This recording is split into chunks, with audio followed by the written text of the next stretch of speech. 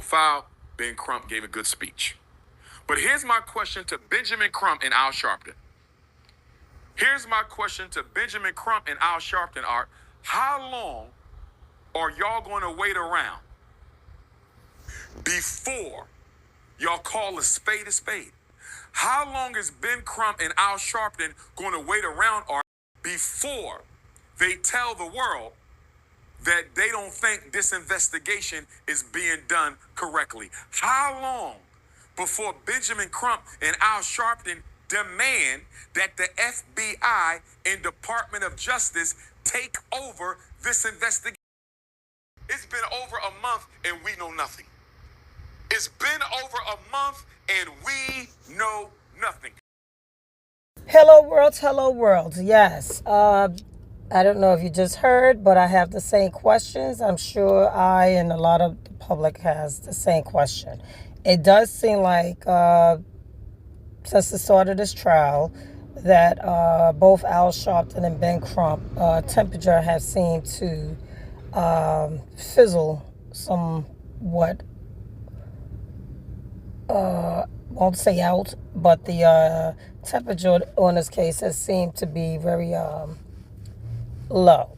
Again, the marches that took place involving Target and the issue of boycotting, and marching with Sharpton seem to have been more at a higher temperature than this case.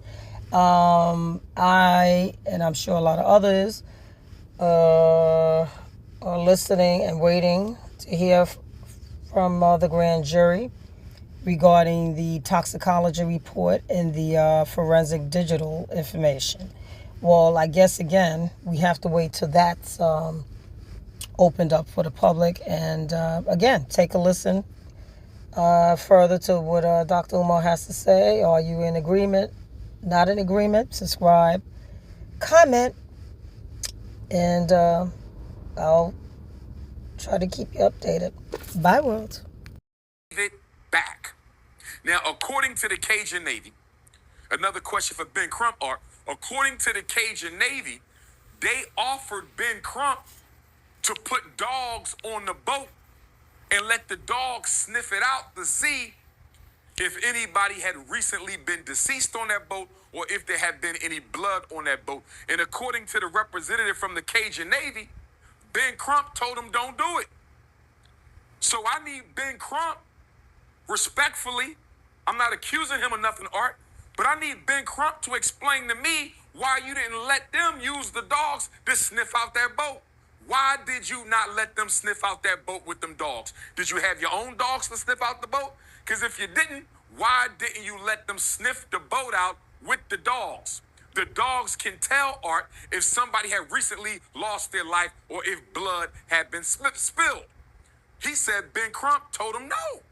I need Ben Crump to explain that. I need Sheriff John Ledbetter to explain why the boat wasn't treated as a crime scene, potential crime scene.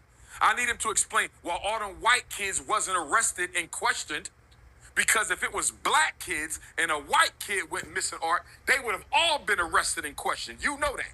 They would have all been arrested and questioned. And then let's talk about the autopsy, Art. Let's talk about the autopsy.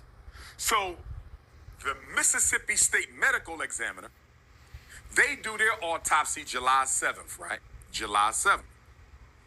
And then Nolan's mother requested an independent autopsy, as she should have. They send Nolan's body to Washington, D.C. When the black medical examiner gets the Nolan's corpse, Art, the throat tissue and the lung tissue is gone. How is he supposed to determine if Nolan died from being choked out or if Nolan died from drowning if he don't have the throat tissue or the lung tissue, Art? How is he supposed to do his job and y'all didn't send the throat tissue or the lung tissue? And nobody has explained yet whether or not the medical examiner in D.C. is ever going to get the throat tissue or the lung tissue. And I personally believe, Art, I personally believe Nolan was deceased before he hit the water. I believe Nolan was deceased before he hit the water. And the reason they held on to the throat tissue and the reason they held on to the lung tissue is they didn't want nobody to know that Nolan was murdered before he hit that water. Just like Emmett Till was murdered before he hit that water. Just like Dr. King's brother, A.D. King, was murdered before he hit that water. Remember, Art, when Dr. King's brother was murdered, Reverend A.D. King, they found him in a swimming pool. They ruled it a drowning. And then one of the paramedics said, what, Art? One of the paramedics who took Dr. King's brother out the pool, Art, said he didn't have no water in his lungs. The paramedic said he didn't have no water in his lungs, Art. And plus, A.D. King, just like Nolan, A.D. King, just like Nolan, was a great swimmer, Art. Was a great swimmer. They kept them lungs, I believe. They kept the lungs, Art, because they knew that those lungs would have provided evidence of the fact that Nolan may have been deceased before he hit that water. They kept the throat because it may have shown some trauma that Nolan may have gotten choked out. And then you got the red substance around the back of the head that the DC medical examiner discussed. We don't know if Nolan got hit in the back of the head. We don't know if the blood simply drained to the back of the head. But here's the thing, Art. They say Nolan was found face down in the water.